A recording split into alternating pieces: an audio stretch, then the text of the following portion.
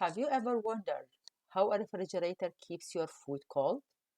Even more surprising, how can a machine make something colder without actually producing cold?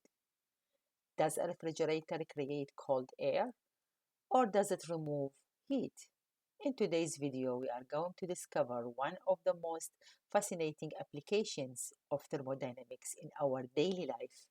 By the end of this video, you will understand exactly how a refrigerator works and why the back of your refrigerator always feels warm. Before we begin, let's remember one important fact. Heat always flows naturally from a hotter object to a colder one. For example, if you leave a cold drink on the table, it becomes warmer because heat flows from the room into the drink.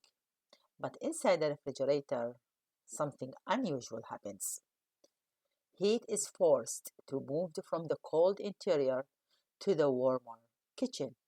This doesn't happen naturally. So, how is it possible? The answer is work. The refrigerator uses electrical energy to move heat against its natural direction. In other words, move heat from cold place to warm place. And here we come to a basic principle. So, many people think that a refrigerator produces cold. Actually, it doesn't. A refrigerator removes heat from inside the cabinet and releases that heat outside. Okay, think of it like using a bucket to remove water from a flooded room. The bucket doesn't destroy the water, it simply transports it somewhere else. A refrigerator does exactly the same thing with heat. And this is the first law of thermodynamics, which states that the energy may be exchanged between the system and the surroundings. It cannot be created or destroyed.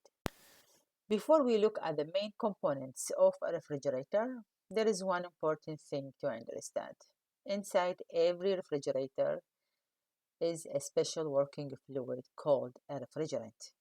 This refrigerant continuously circulates through the system, absorbing heat from the food and the air inside the refrigerator, then carrying that heat to the outside where it's released into the surrounding room. Now, let's see how each component works together to make this process possible. Every refrigerator has four main components. Let's understand them one by one. I'm going to start from compressor. So first is compressor. This is the heart of the refrigerator. It compresses the refrigerant gas. When a gas is compressed, both its pressure and temperature increase significantly. Then, this hot, high pressure gas now flows through coils located behind the refrigerator. We name it condenser. Since the gas is hotter than the surrounding air, heat flows into the room. As it loses heat, the refrigerant changes from a gas into a liquid. This process is called condensation. Then we come to expansion valve or capillary tube. The high pressure liquid then passes through a tiny tube. As soon as it exits this narrow passage, its pressure suddenly drops. When pressure drops rapidly, the temperature also decreases. Now the refrigerant becomes very cold with low pressure as a liquid. Now we come to evaporator. The cold refrigerant now enters the evaporator coil inside the refrigerator. Since the refrigerant is much colder than the food and the air inside, heat flows into the refrigerant from food to the refrigerant. As it absorbs this heat, the refrigerant evaporates and turns back into a gas. This is why it is called the evaporator. Now the gas returns to the compressor and the entire cycle repeats. Let's summarize the entire refrigeration cycle. Step 1, the compressor compresses the refrigerant, pressure increases, temperature increases. Step 2. The condenser releases heat into the room. The refrigerant changes from gas to liquid. Step 3. The expansion valve lowers the pressure. Then temperature drops dramatically.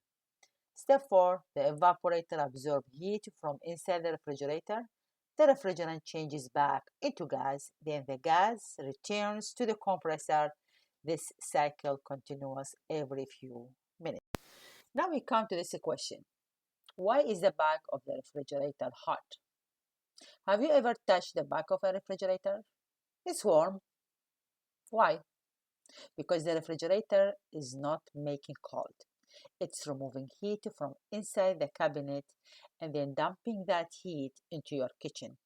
In fact, the refrigerator actually releases more heat than it removes. Now it comes to break down this and understand. We have heat from food. The coolant absorbs thermal energy from items and air inside the fridge.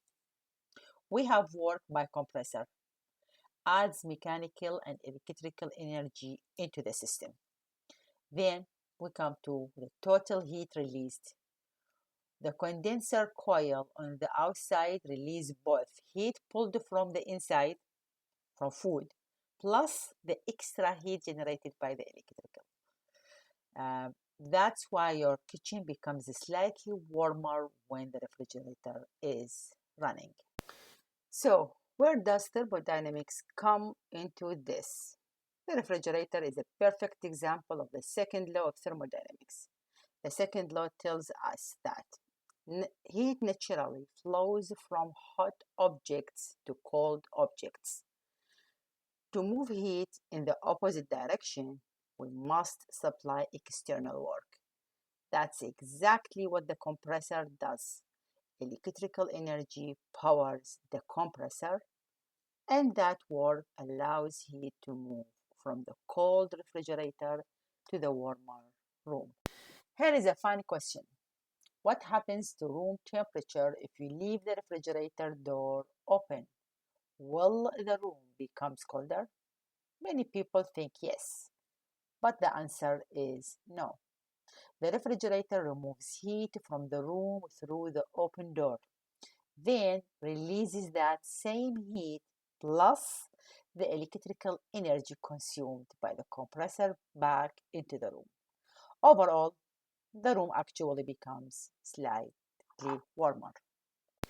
In conclusion, so today we learned that a refrigerator doesn't create cold. Instead, it removes heat from inside the refrigerator, moves it through a refrigeration cycle, and releases it outside.